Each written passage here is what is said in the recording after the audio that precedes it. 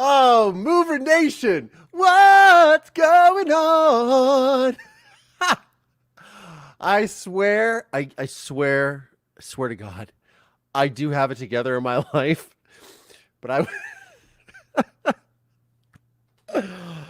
this is so bad. So,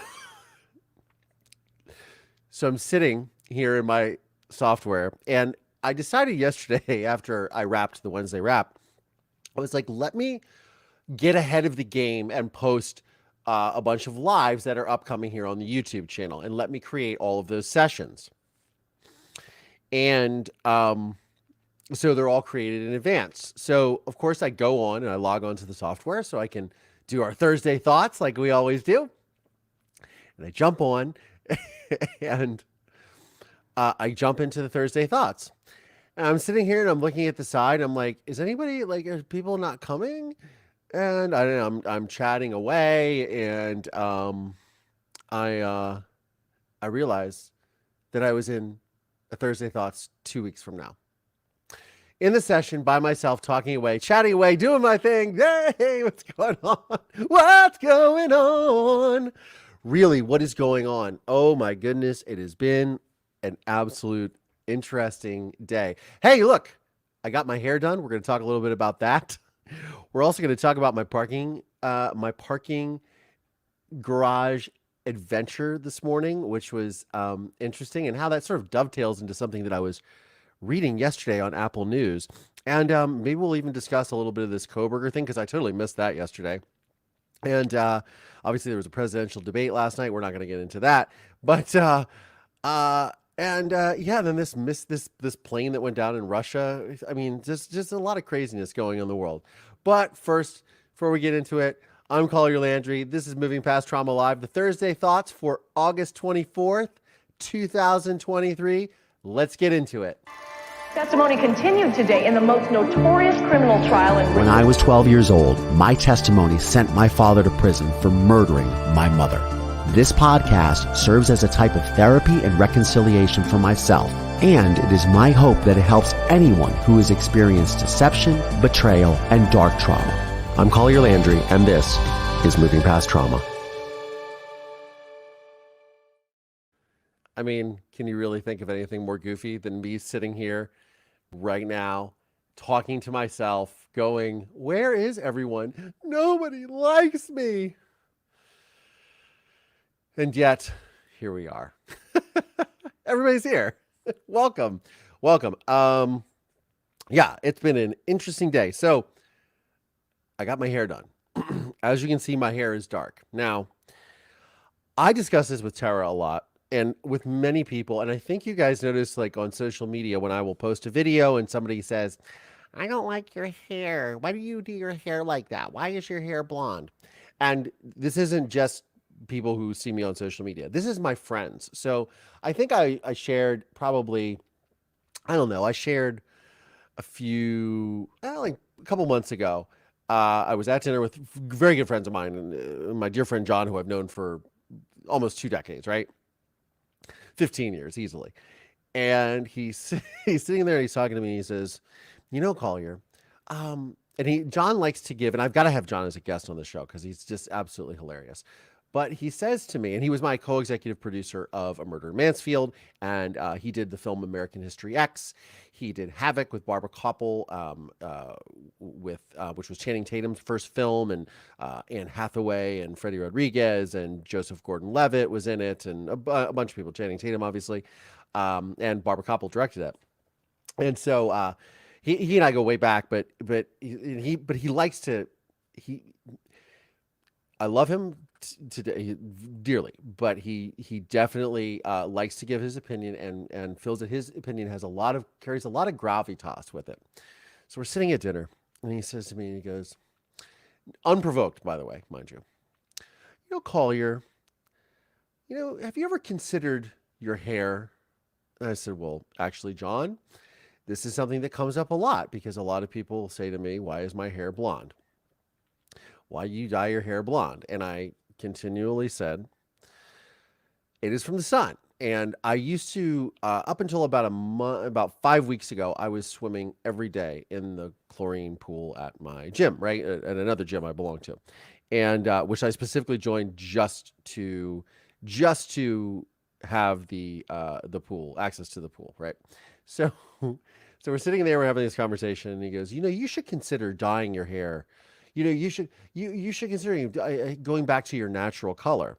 And I said, well, what is that, John? And he goes, well, the brown, like when you did your TED talk and you had that really dark brown hair, and which is your natural color. And I said, John, I've dyed my hair for ever since I moved to Los Angeles, and it all started out because I was modeling at the time, and I was modeling for a clothing brand, obviously, as one does. And we were going to what's called the Magic Show in Las Vegas. And in Las Vegas, so the Magic Show is a textile show. It's not magic like Hocus Pocus, wrap it out of a hat. None of that. It is literally textiles, a trade show for clothing designers. And not like, I mean, there are huge brands there, but it's more for like the designers that, a lot of people you may or may not know, but a lot of brands that you see in places like Nordstrom's or Macy's or Saks Fifth Avenue have private label or off-label brands that are designed by actual designers that are from larger production houses that do side work, that do work for off-label brands. That is their own personal designs, and they also moonlight for larger designers as well. This happens. This is a known thing in the fashion industry. So they have their own labels, and I'm fortunate enough to live in Los Angeles, which is not exactly it's becoming more of a fashion capital in the world, but it was typically not. Usually that's New York, Paris, Milan, etc., right? But if you go down to the world famous Los Angeles Mart and Santee Alley, which is where you will find all of these like very like high end designer looking stuff for very inexpensive, because they're all designed before they get the tag put on them. Now it's not everything, and we're not talking about like Louis Vuitton or things, but things like Zara and private label designers will make their own stuff, and it's the same people that are making these brands that you go in and you see it, like Zara or H&M, or which is not high fashion, obviously, but Saks Fifth Avenue, Nordstrom has brands, etc., etc. So, I don't know where I was going with that. So I was modeling for a company, and we were in Las Vegas, and they wanted me to. They literally before we left, they said, "We need you to dye your hair." And I said, "Why is that?" And my hair was lighter brown, because I spent a lot of time in the sun and it gets light because it's brown and I'm a brunette. So he goes, well, we're doing a line called Latin Lover, and you need to look Latin, and you should dye your hair at that time black. And I was like, okay, sure. And he's like, go get the box. I was like, I can't afford to go get my hair done. It was like, at the time I thought it was very, very expensive. And he says, he's like, just go get a box and just dye it. So I have been dyeing my hair dark for a very long time. So my friend John is weighing in and pontificating, as he likes to do, and saying, well, you should consider doing this. And I hit him with, I said, I've dyed my hair ever since I've been in Los Angeles. So now for 20 some years, I was dyeing my hair up until I decided to let it go lighter and dye it lighter, because it wasn't representative of who I was. I don't have dark hair. And he, and he didn't believe me. So this last time I went and got my hair done, and I dyed it dark for my friend. I went and got hair dye and did it myself, which was an absolute disaster. But I dyed it. And as I walked into the salon today, and as you noticed from yesterday, I walked in the salon today, and my friend, who's my hairdresser, he says, whoa, man. And his name is Eduardo. And so he says in his Latin accent, he says, whoa, man, look at your hair. It's blonde. What the hell? And I'm like, yeah, I have told everyone this, that when I go out, I spend, because I joined this new gym. So now I'm really out in at least 2 hours a day in the direct sunlight, because the workout area where I work out is all outside at the beach, and it's very, very cool and fun. So I'm outside, so my hair naturally gets blonder. So now it is darker, but we'll see how long that lasts. So that is my whole story. And I was in such a frenzy because I was parking, and we released a new episode of Survivor Squad today on Apple, Spotify, wherever you get your podcast from. Shameless plug. And I leave later on tonight to go to Austin, Texas, for True Crime and Paranormal Podcast Festival, which I'm going with Tara Newell, my partner and co-host in Survivor Squad, and we're going there, and so I'm getting a bunch of stuff ready for the show, right? Which includes like this giant, booth stand thing where it's like a little pop-up banner. It's nothing really. It fits in a suitcase, which I had to have made, and stickers with Marisol on them. I have Marisol, the Flying Chihuahua stickers, which are coming, and then our Survivor Squad stickers. So, and we have some T-shirts and things like that. And so I was very flustered, and I had put an episode out, and I got very ambitious very late last night, as I often do. And I said, I want to create a really good social media video for this, but I don't like the intro to the show. Let me just edit this really fast. Let me fix something. So I did some stuff in the editing software, and I basically fixed this thing and made this social media post and just went on with my day, put the podcast out. Tara calls me very frantically or messages me and says, there's issues. And I'm like, what? She's like, people are saying that the episode there's big pauses and gaps and there's crossovers. And I've done this once before, mind you. And I was like, oh man. And she had unfortunately hit me up like 30 minutes too late, because if I could have grabbed my laptop, I could have done it at the salon. So I had to rework the episode, but basically everything shifted and we were all talking over each other. It was just a mess. So I had to fix that. So I was in a hurry and I parked into the corner of the parking garage in a spot. And I didn't think that anyone would, this is the moral of the story, by the way. I didn't think that anyone would, park next to me, because there wasn't a lot of space next to me. And I thought, nobody's going to park me in, right? Famous last words. So as my mother would say.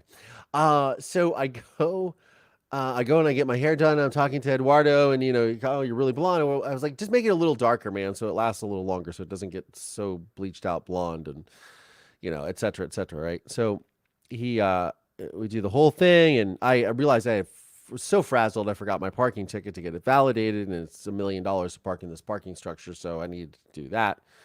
And I'm like, I got to get home and do that. I got to get home and redo the edit really fast for the podcast. But I'm very calm because I've been taking my CBD, and I'm very, I'm not too over the top frazzled. But I get to my car and I look, and there's a car, Mercedes, that is literally, I do not drive a Mercedes. I have a truck, pickup truck. And like every dude does in California. And they've parked me in to the spot. And, of course, it's one of those moments when you look around the parking garage and you're saying to yourself, there are 30, 40 open spots. Why this spot? It's not a reserve spot. There's no placard that says this is my spot. And and of course, like, I need to get out of this parking garage. And I had to shimmy my way out of this parking spot. You know how they say like 3-point turn? This was like a 300-point turn. Move up an inch, move back an inch. And thank God for rear view cameras, right? Because, there's a giant concrete pillar behind me, because the way that they had parked their car is I could not turn the nose of my car to actually get out of the spot, so you can back up and then you slowly turn as a normal person does when they get out of the parking garage, right? The parking spot. So you kind of do like one of these, you're turning, okay, boom, and you just get out of your park. I couldn't do that because they had parked so close to me to get into this one spot when there's 30 or 40 other spots around. I couldn't believe it. And I had one of those moments where angry is probably a really strong word. I was angry. I was annoyed. I was vexed. I was vexed by what happened. And I was saying to myself, my pickup truck is, it was a work truck as far as like when I do film shoots. I've let people drive it on film sets. And of course, when you let people who are in production drive your truck or move it to make way for another truck to pull in with gear, it has like dings and dents and scratches on it. It is not. It looks like it's nice, but like there's scratches all over the bumper, and I just really don't care. I can't be bothered to like pay an exorbitant amount of money to have it repainted. Right? I don't really care that much. It's nice inside. It drives. It's safe. I can throw all the stuff I want to. My mountain bikes, the surfboard, whatever it was in the back. I love it. It's great. Very lucky to have a functional vehicle. But the bumper is very scuffed. And I thought to myself, here's this nice Mercedes. And I thought, what if I just scraped the bumper, just bumped into it and just like I didn't care, right? And then I thought about it because I had that moment of like how satisfying that would make me feel. And then about 3 seconds later, I realized like that's just like piss and vinegar, if you will, piss and poison. Like, what does that do? That does nothing. That's sort of that's a dick move, really. And I started thinking about like that's a real dick move. Like don't do that, Collier. And I was like, I can't really do that. I wouldn't be able to live with myself if I did that. Like I'm sure, I just couldn't do that. I remember years ago I hit a car in a parking garage and I couldn't leave a note and I felt terrible. I mean I bumped it. I didn't hit it, but like scuffed it. But I just remember like trying to get a hold of the person and I felt so bad about it. It was like I would feel really bad if I intentionally hit this person's car to prove a point or keyed it or done something. Then I thought about it and I was like, that is something my father would have done. My father would have, I mean, I remember seeing this as a child. My father would get out and like kick another car. I remember he keyed another car. If it parked too close to me, get angry. I remember he kicked a door in, like, the side of the door, like kicked it in one time in a parking garage in a mall. I think we were at like Beechwood Mall or something in Beechwood, Ohio. Just crazy stuff. And I thought, that is not the type of behavior that I want to emulate at all. But I really questioned the strategy. So I did this like 300-point turn to get out of this parking spot. And I finally got out. But I mean, it was like inch, inch, inch, inch back and forth. But it was really annoying. And I had places to go, people to see, things to do. I had to get this podcast episode out. I'm stressing about it. I'm stressing about the live today, all this stuff. I got to pack. I got this. I got Marisol. She is back in the house. She is downstairs in her little playpen, snuggling with her little pig or some of her toys are being washed, so she doesn't have all her toys yet. But she is back in the fold. We had a nice little playtime. She's in her biting phase, by the way. And for those of you that have puppies, so she's I guess she's almost 10 months now. So close to a year. And she's in this like angsty teenager phase and she's a biter. And she was biting before, but she was biting because she was teething. Now I think she's biting because she's just like angsty teenager. So every time we play, it's like a biting session. It's very cute, but it's probably not a good thing to encourage with a dog. And while I'm gone, I have neighbors that are staying here, and they have an 8-year-old, and she's very excited about the dog. But I have to like place this morning, like she will bite, but not like a malicious bite. It's like a play bite, but just be careful. Whatever. It's a thing. But so I had to get back here, but I just thought of this person, like, what are the people doing? And then I remembered this article, and I'm going to read it to y'all. We're going to go through it because I was just absolutely, I was just grabbed by the headlines. And for those of you that have iPhones, we have Apple News on the iPhone, and it's great. I pay for it. It's part of the Apple Plus subscription or whatever the hell I pay for. And it's great. You get your news. They even have like little podcasts and stories on there, audio versions of it, which is, for those of us that like the Cliff Notes on things that are always busy, I like to like listen to it in the thing on the side. So there was an article and the headline just grabbed me yesterday. And I thought, how apropos to the situation today. The headline, this is from Vox, and this came out on Tuesday. The headline is, people forgot how to act in public. Is it from Tuesday? It was Tuesday the 21st? No, Monday was the 21st. Sorry. This is from Monday. People forgot how to act in public. Why concert goers keep throwing things at celebrities and no one can shut up at the movies. And there's a gigantic picture of Pink on the in this particular article. I wonder if I can share this. Yeah, let's do this. Gotta love it. Yes. Oh my goodness. Allow. Look at this. Guys, I feel very cool right now. I just got this to work. This is fantastic. Let's see how this works. So, people forgot how to act in public. Why concert goers keep throwing things at celebrities and no one can shut up at the movies. And so we have Pink here.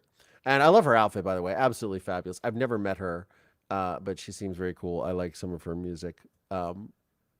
Glitter in the Air. That's like the ultimate sad like breakup song. Like, oh, glitter in the air. I don't know. That's terrible. I'm probably exposing way too much of my personal life in that. But it's one of the songs I played when I broke up with a girl many years ago. But here's the most disturbing thing. So I see this article, I see Pink, and I'm like, are they talking about Pink? And I'm like, oh, she's like, yeah, it's great, whatever, right? And then I read the subject, the line, the caption underneath the photo, which says, Pink performing on stage in London, where a fan handed her their mother's ashes. Excuse me? No wonder the headline is what it is. And then it follows up with right underneath here, it says, the first line of the article, some people shouldn't be out in public right now.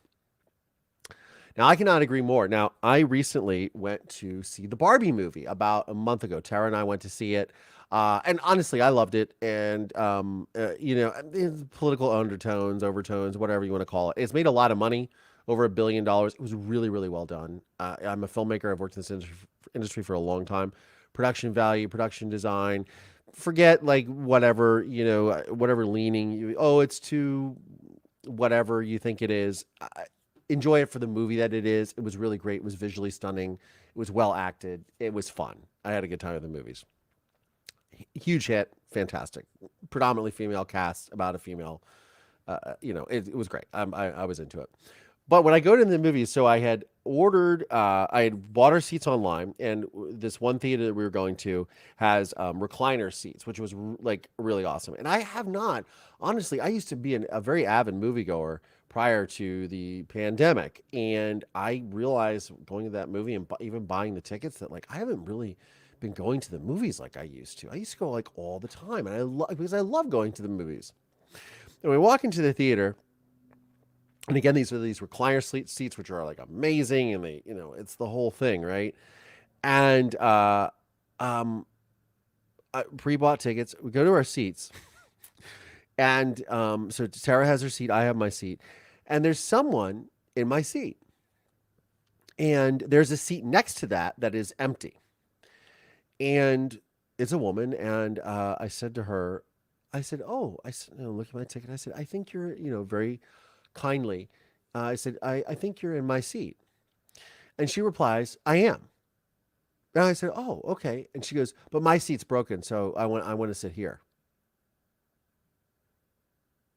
Now, being the courteous individual that I am, I didn't make a scene about it, but I thought, okay, your seat is broken, or you could, and mind you, there were other seats that were available in the theater, because when I had purchased the tickets, they were available.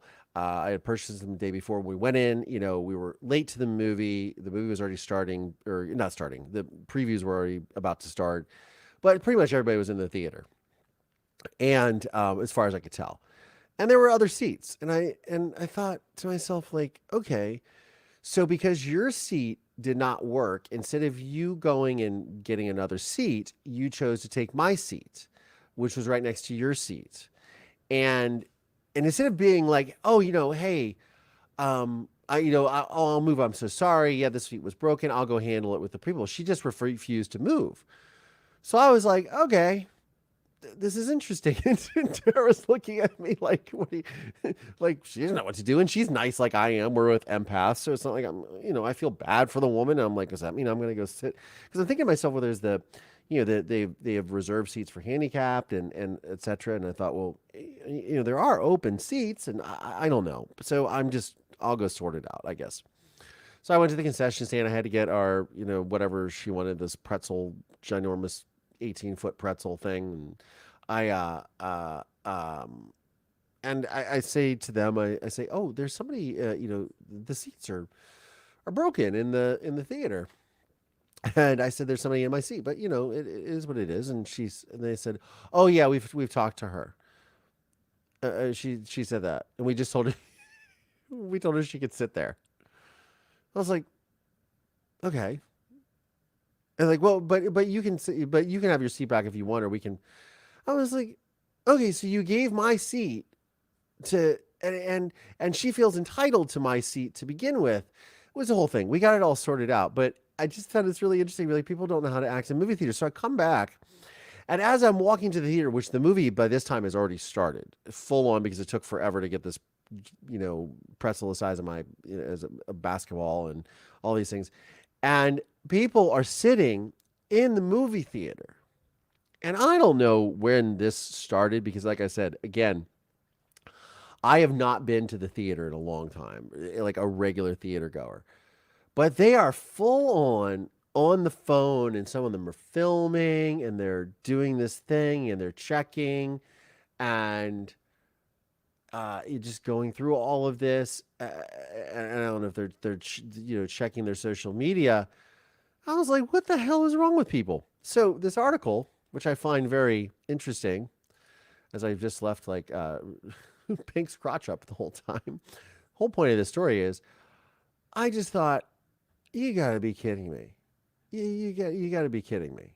Like, are you serious? Like, people have no sense sometimes. I really think that. So that's what this article is about. So movie theaters have become lawless land where some moviegoers have no reservations about using their phone after films have started, which is exactly what I witnessed. Sometimes it's not just a glance at the time, but a full-on social media scrolls and posting. In New York City, Broadway audiences are drunk, rowdy, and apparently leaving feces in the aisles of theaters. This summer at various concerts, Albanian pop star Bebe Reshka, she did some song with Florida Georgia County line, something like that. Anyways, that's how I know who Baby Reshka is. Was beamed in the face. Fellow pop princess Ava Max was slapped by a stage rusher. Aerial enthusiast Pink was handed someone's mother's ashes. Fans interrupted country singer Miranda Lambert's intimate show with an impromptu photo shoot, and a fan threw water on rapper Cardi B. Cardi responded by chucking her microphone at her water flinger. Good for you, Cardi B. And by the way, I also saw recently, I'm a big John Mayer fan, and I watch his stuff on YouTube. And John Mayer had an instance where a fan was asking him to play something. I can't remember what he was asking him to play. Shoot. It wasn't one of his songs. It was another person's song. And he's like, okay, cool. I've never played this song. I'll just go ahead and play it. And the person was into it, and the person was filming it on their phone. This is John Mayer, who legit is like, he's from my generation. He's one of the best guitarists of all time. And the guy is literally filming it, and he's got on his phone. And as soon as he's done, he puts his phone down, and he starts talking to his friend. And John Mayer, who's playing this song that this guy has requested, literally just looks at him and goes, oh, so you're done with your social media, your live posts, so we're good. You did your IG story now, so I can so now you'll tune out. Literally calls the dude out. It is absolutely amazing. I'm like, I know that's why I love you, John Mayer. Just literally calls the guy out, who literally just wanted to make a social media video and get him to play the song, which was just like at least have some. I don't know what has happened. And look, I went to school for, like, first of all, if I did this and my mother was there, my mother would literally smack the living daylights out of me.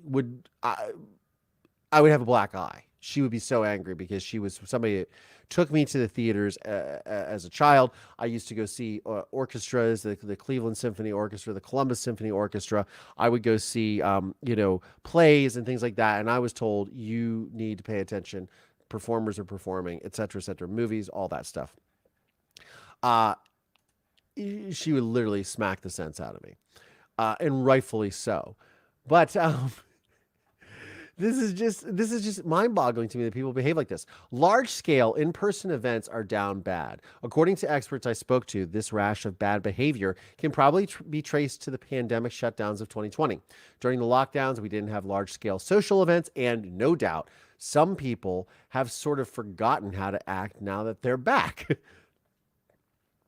But there's also something deeper here, reflected in our protectiveness over these spaces and what they mean to us. Interesting. Going to an in-person entertainment event is about more than just the movie, play, or pop star on display. These events are times when we experience important social connections, a phenomenon that happens so naturally that we don't think about what these events mean to us until someone really screws them up.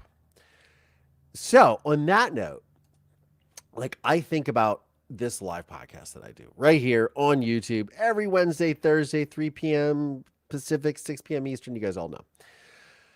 And I think about sometimes, you guys showing up here and, are you, I really hope you guys enjoy what I have to say, or you think it's entertaining, or you think you're interested in it, or interesting.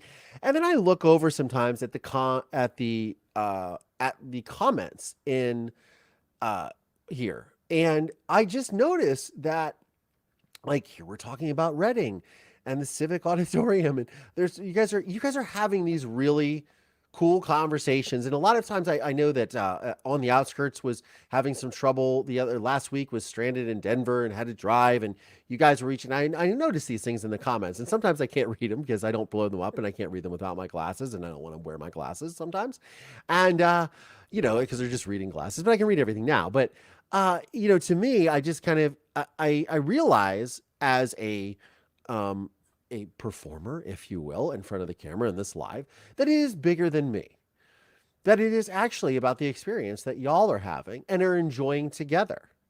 And that's a really cool thing. And I think any performer, and look, I was a performer for many, well, I still am a performer. What am I saying? It is all about the experience that you guys have and how you guys relate to one another. And it's something that's really, really cool. And it sucks when. And I was at a show recently. I was Tara and I went to see our friends with True Crime Obsessed podcast, and we're going to be at Obsessed Fest in October this year, the end of October. And we went to this show, and I remember, and look, they have an open, they're not open bar, but there's a bar there, and people are drinking, and I'm somebody who doesn't drink anymore, and so I find drunk people annoying a lot of times. Just unfortunately, just and I'm like, oh God. And then it's just you cringe. You're like, I hope I wasn't that guy, but I probably was. Or, oh God, that hangover in the morning is really going to suck. So I remember those things. But they were just kind of being obnoxious. And look, that's a space where people can kind of get rowdy. They encourage it. But even a little bit, I was a little annoyed with people putting their feet up on the chair behind me and just not adhering to personal space, and and alcohol plays a part of this, so it's a little I'm growly. But I noticed it in this show of oh yeah, this is a lot, and it was funny because I was at another TCO event earlier in the year, and somebody had approached me, and they were at this show too, and they apologized to me for being obnoxiously drunk the last time that they saw me, and they couldn't string two sentences together or something. I was like, no, it's all good. I'm like, this is why I don't drink anymore, because cringing about those things you do, and the horse's ass you sometimes make of yourself is not like a really fun thing. I'm going to go to my phone really fast. I'm going to bump up this light because I can notice that this is getting dark. This is one of the wonderful things, by the way, about technology, which has changed so much in the last God knows how long.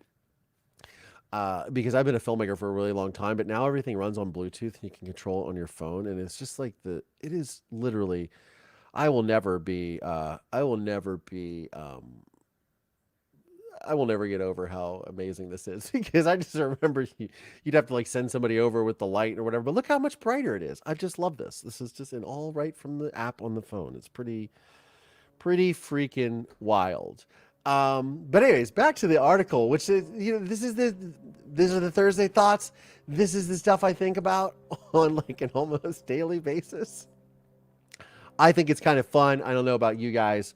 But yeah, really, really fun. Oh, by the way, I hear that pumpkin spice lattes, the PSL, is now back at Starbucks for the upcoming fall season, which I think a lot of you are probably very excited about. I know a lot of my friends are very excited about the PSL pumpkin spice latte. For me, I mourn those because first of all, like I'm not drinking, 75 grams of sugar and 550 calories or whatever it is. And second of all, you might as well eat like a piece of pumpkin pie, which probably is way better anyways. But I mourn it because that means like fall is coming, and I'm a summer person, which is why I live in California because I like sunshine and beaches and not fall cold weather. But we'll see what happens this fall. But I was like, I was bummed. Too early. It should be after Labor Day. Yes, I agree. That is my point. It is August the 24th. Why is the pumpkin spice latte out now? And I realize, and I knew it was coming because I have Nespresso, which is what I make, the Nespresso capsules, and they started advertising already their version of the pumpkin spice, which doesn't have any sugar or anything. It's just the coffee itself. They started advertising that on the Nespresso emails that I would get, like, oh, they call it, it's not pumpkin spice, but it's something. Well, maybe it is pumpkin spice. I don't know, but they're pumpkin seasoned coffee, and they want you to buy it. And I thought, oh goodness, here we go. We've got the pumpkin spice lattes are coming back. So anyways, they are back. That's how it goes. Anyways, back to our article. But there's also something deeper here, reflected in our protectiveness over these spaces and what they mean to us. Just backtracking a little bit. Going to an in-person entertainment event is about more than just the movie, play, or pop star on display. These events are times when we experience important social connections, a phenomenon that happens so naturally that we don't even think about it, and about what these events even mean to us until someone really screws them up. The collective effervescence of live events is something humans crave, whether they know it or not. Now, I think about the live events and of those things, and it's like, yeah, when you go to the stadium as a gladiator, right? Or you go to see the chariot races. I mean, that dates way back to the Romans, right? Collective live events are very interesting, in a very interesting way for all of us to engage. It might seem obvious why acting out in public is deeply annoying, but it's important to understand how much these large social events mean to humans. When someone makes a scene in public at a group event, we're disturbed in large part because these gatherings are extremely important to our intellectual and emotional selves. Humans are incredibly social creatures, and these events are moments of highly pleasurable social connections. What Shira Gabrielle, a psychology professor at the University of Buffalo, calls collective effervescence. When we buy a ticket to a Broadway musical or Barbie, or Carly Rae Jepsen show, we're purchasing the performance, but we're also buying that electric feeling of a crowd of humans appreciating the same thing. When we're all focused on a concert, movie, or a concert, or a play, or a movie, we feel a sense of social connection, and it makes us feel really good. Collective effervescence is the way we feel connected when we're in a crowd of other people, even if we don't know them. When we're all focused on a concert or a play or a movie, we feel a sense of social connection, and it makes us feel really good, as I just said. So now I'm repeating it. It was a byline. It was in the article. Says Gabrielle, who studies social behavior, told Vox. Gabrielle explained that the strength or weakness of social connections, the relationships we have with friends, romantic partners, acquaintances, and family, are one of the greatest predictions of depression predictors of depression, anxiety, unaliving, and when it comes to our mental health and wellness, when it comes to physical health too. I would completely agree with that. And I'll give you one absolute complete totality. I don't know. What am I saying here? I'll give you an example. So as I said before, when I was talking about my hair. So for a long time, since October of 2021, we're in 2023, right? October of 2021 is when I joined this particular gym. When I moved to Santa Monica, I was here for a year. I was swimming in the ocean a lot. I was going to a pool over by the college, but it's like you kept having to, with like COVID, it was just like too much to like, you have to like book your days like 4 days in advance and your times. I can't think, 4 hours ahead of now, let alone, 4 days. I mean, really, when I'm planning a swim, I can plan a trip, sure, but I can't plan like, oh, I want to go swimming, So I joined a gym that has a pool, and there's not a lot of gyms in Los Angeles County that have like pools attached to them, but it has a pool. I was super excited. I would swim almost every day, and I love to swim. But there was something that started to really hit me and started to affect me. And I started looking at myself and my physicality, and I was like, and I had gained weight the end of last year. I don't know why I'm crossing my arms. I just am. We'll just go with it. I uh, I gained when my Chihuahua Blondie, who I had for almost 18 years, had passed away. The end of the end of October last. I gained some weight, and even though I was still swimming, but I just was like not. I was just not really like motivated to. I was sad, and I was eating a lot of sugar and stuff, and then of course that just when you get into your 40s, your metabolism, especially for guys that eat a lot, that are big naturally anyways. Like I'm a big dude. I'm 6'2", 215 pounds. Like I'm a pretty big guy. I'm built like I'm built like a linebacker. What can I say? I'm built like a big guy. Um you don't want to indulge yourself in like eating like a bunch of cookies and cakes. Anyways, but one of the things that I realized that was affecting my sort of like, not wanting to go to the gym or not wanting to go to swim, like I wasn't as motivated because I was in a sort of depressive state because of her passing. And then I eventually, I got out of it and I started, working out, going back and swimming every day, but something wasn't clicking for me.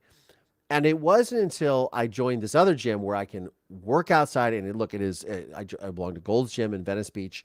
It is where all the big, it's all bodybuilders there and athletes. And, you see a lot of famous people there. It's very cool. I'll see Arnold Schwarzenegger, probably once a week going in and out of there, and other famous people that you would know, and influencers, et cetera, et cetera. Like everybody goes there. It's super cool. Why it took me so long to go there, because I first went there when I first came to visit LA in 1999. Why I didn't go back there when I moved to the west side of Los Angeles is beyond me. But the point of the story is, the thing that I realized was I was missing this social connection, this interaction with other people, engaging in a physical activity. Because I joined that gym because a dear friend of mine, Danny, he was like, you should go, you should do it. I did the rentals for the documentary that they were doing about Gold's Gym. And I was very, I was involved in that production sort of from the wings, right? Supporting, but, I did some rentals, like I said, and things of that nature. But, he's always like, you should join, join. And I realized that like one of the reasons that I wasn't motivated is I wasn't around people that were motivating me. Like you go to a gym like that. And I remember many years ago when I was a fitness model as a younger man, and model, I had gone from a smaller gym, a corporate gym, 24-hour fitness, to Crunch. And I remember a friend of mine said at the time, oh, you're going to where the competition is. And I was like, yeah. I was like, I'm a fitness model. Like I'm in killer shape and I want to go and be around people that are super fit.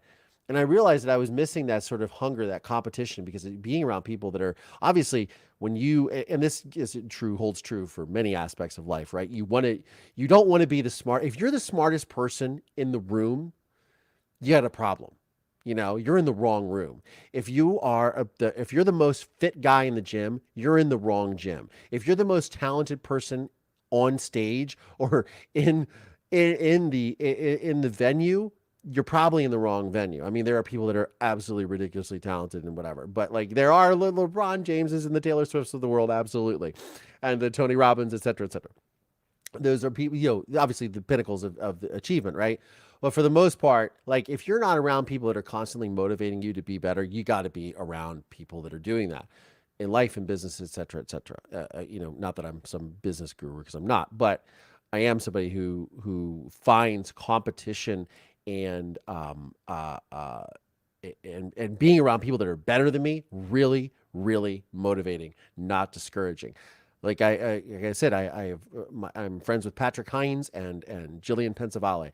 They have True Crime Obsessed. It is a phenomenally successful podcast, dauntingly successful in some of the stuff they're doing, and the not only the commercial success that they found with that podcast over the last 6 years, but also the financial rewards, et cetera, et cetera.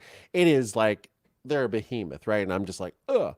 But I find it really motivating. And I've often found myself, and I don't know, I'm sort of, diverging topics again, but I find that a lot of times in my professional career, like as a filmmaker, I would be around other filmmakers that were somehow very threatened by the people that were in our mix. And I remember specifically, it was a filmmaker I worked with for years, and we had a relationship that was a professional relationship and a personal relationship that was sometimes very touch and go. And a lot of it was centered around the fact that this person had issues with other people that had more success than them and felt threatened by it. And then therefore, because they were threatened by it, would use that as a point to debase that person, not to their face, of course, but behind their back. And I don't like that. I don't like, unless somebody's a genuine horrific human being, then yeah, I get it. But don't debase someone or in the parlance of our times, talk shit about someone because you're jealous of the fact that you're not doing what they're doing. Just what you should do is legit try harder, work harder. It is a mindset that is not very positive at all, in my opinion. It's never worked for me. So all that to say this, I'm somebody who finds competition very, very, very motivating. Like, oh, because I always see it as like, oh, you can do that? Oh, then I can do it too. Like I always see like, oh, you paved the way. All right. And there's certain things that I will never aspire to do in my life. I will never aspire to own a multi-billion-dollar corporation that, makes microchips. Like I have zero interest in that. I have zero interest in playing the stock market and being a Wall Street person. But I do have tremendous ambitions of being the best person here on YouTube or having the best podcast, at least the best podcast that I can absolutely have. Absolutely being the best person and personality that is out there. That is absolutely, and I see people doing it every day, and I'm so inspired and motivated. Hence my decision to go to this gym, because I realized that not being around that type of competition or that type of camaraderie, which is developed out of that competition or developed around being around people that you can look up to. And look, I also do not want to be a bodybuilder or anything like that, but I look at those guys and I go, wow. And I know some of them are on gear, and I go, yeah, they're taking a lot of gear, but it doesn't matter because a lot of people will say, oh, well, they're taking steroids, they're cheating. I'm not going to get into it, but I have experience with steroids many, many years ago. It is not a shortcut. If anything, it is a way more of a sacrifice, and it requires way more hard work than anyone acknowledges. So people that take things to enhance their athletic performance, it's not like a magic pill that you take and it's just like everything is. No. It requires a tremendous amount of work to yield any results out of any of those things. Because I had many, many friends that were on gear for years and years and years. And it's just, some of them did really, really well and some of them did not because they got lazy. But that's neither here nor there. My point is that, being around in that environment and seeing people that are very, very it motivates you. And it's not like, and I see some of you saying, well, competitive and compete. It's not like I have to be better than them. It's an inspiration thing. It's like, oh, you're around people that are really striving very hard at their goals to be the best that they can be, right? And I think that when we are in these social situations and we're around people and we're collectively around others and we're enjoying this and we're all like elevating our consciousness, if you will, like, oh, we're at this performance and oh, we're at this and oh, we're watching this really talented performance or performer or movie or musical performance, et cetera, et cetera. We're all elevated by it. And then so to have people that come in and sort of drag that down is a massive drag. I got off on a really wild tangent, but I realized that being and having those social connections that lie into like going to something as simple as going to the gym and working out and being around people. And it's just like, you guys see, I do posts, I hit the speed bag and I do it like every day and I love it. It's fast hands. And I'm going to get into that one day, how that saved my life.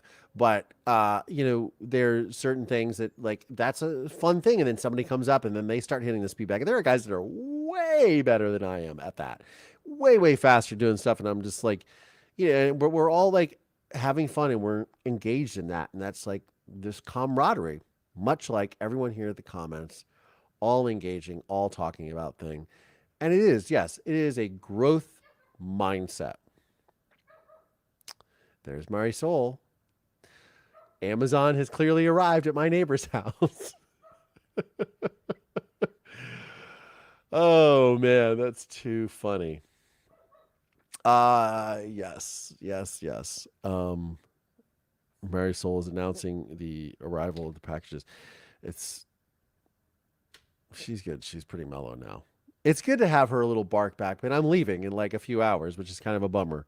And my neighbors will be staying here to look after her. But I will miss her because she hasn't been here for like a week, and you know, but I won't be gone long. And you can catch me in Austin, Texas.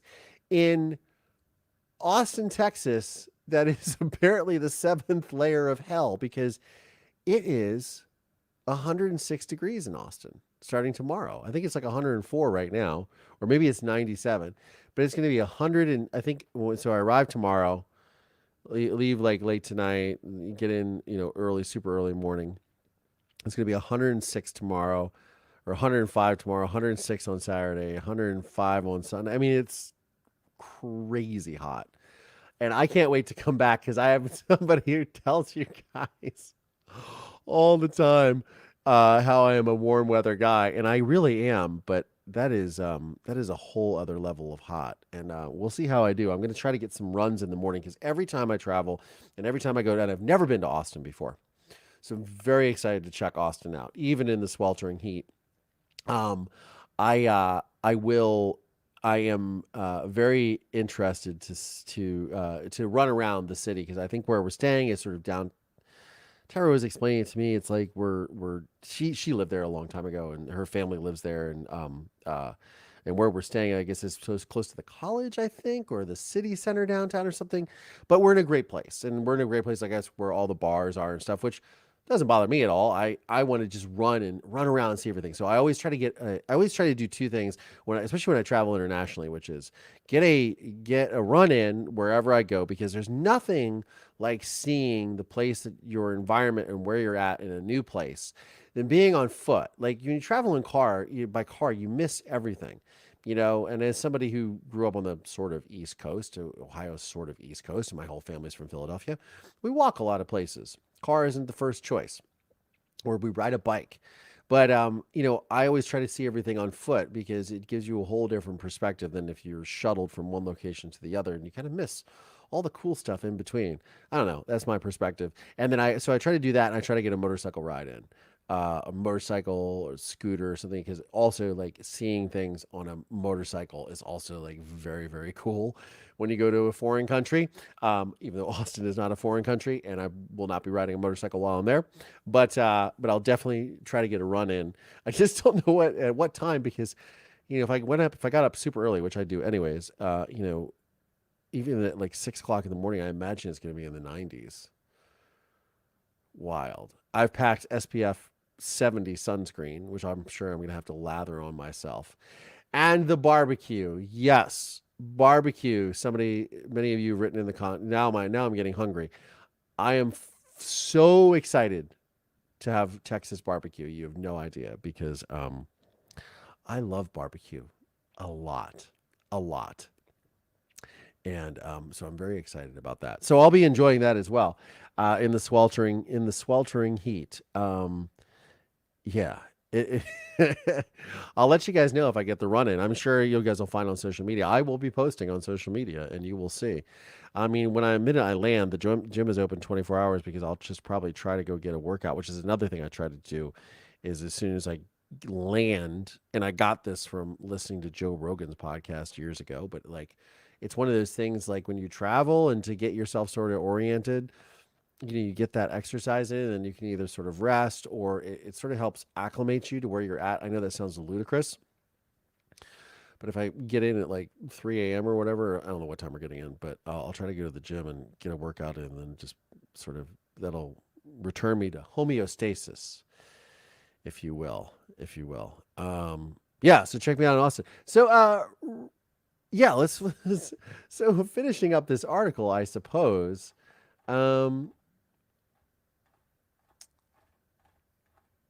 There's a lot more to it. Wow, this is quite an article.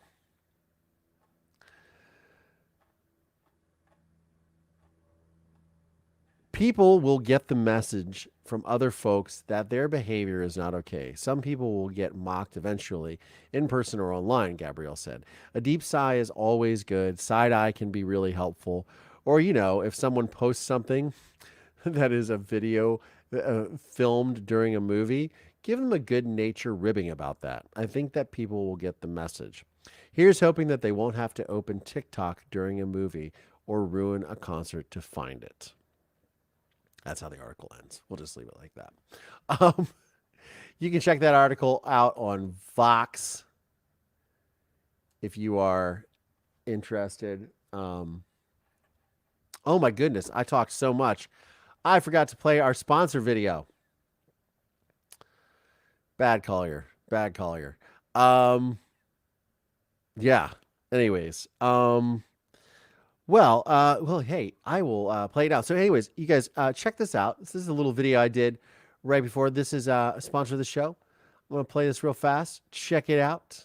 Mover Nation, you guys all know how I lead a really busy life, right? And I know we could all use a little more relaxation. Now, whether you're trying to chill out or just need a good night's rest, NextEvo's CBD will be your best friend. And this is big, not all CBD products are created equal. Shockingly, a study found that many CBD brands contain as little as 60% of what their labels promise. I've been trying out NextEvo Naturals and Movers. It's the real deal. And their commitment? Well, it's giving you exactly what's on the label. Remember, they've undergone 4 clinical trials, a feat unmatched by any other brand of CBD. Now, I personally adore their Stress CBD Complex gummies. When I'm feeling anxious or overwhelmed, they are a total game changer. And those nights when sleep is all too elusive for me, the triple action CBD sleep does absolute wonders. Leave summer stress behind and upgrade your CBD. Go to nextevo.com/MPT to get 25% off plus a free bottle of premium pure CBD, a $50 value, limit 1 use per customer. That's nextevo.com/MPT. Now, that's a little word from our sponsor. Please check that out in the show notes of today's episode. NextEvo CBD. I'll be taking it on the airplane while I'm there too. But I just wanted to share, she's back. Here she is. Oh, sweetheart. Are you going to lick all the facial product off my face? Marisol is back. She just wanted to say hi to everybody because she's a good girl. She's going to miss me terribly, I'm sure. Good girl.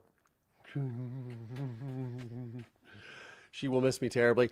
Hey, I want to say thank you to all my channel members, all my channel subscribers, all my Patreon supporters. Thank you all so much. I cannot do this program without you. It is really appreciated. If you wouldn't mind, please click the like and give me a thumbs up if this video is great for you. And please click subscribe and the alert bell to get notified about more videos and podcasts like this. You can check me out on wherever you get your podcasts from. This is Moving Past Trauma. I'm your host, Collier Landry. Thanks, y'all. We'll see you.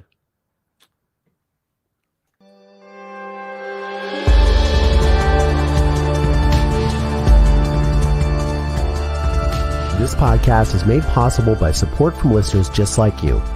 For exclusive content around this podcast, please consider supporting me via Patreon by going to collierlandry.com/support. Please subscribe via Apple Podcasts or wherever you get your podcasts from, and please leave us a 5-star review.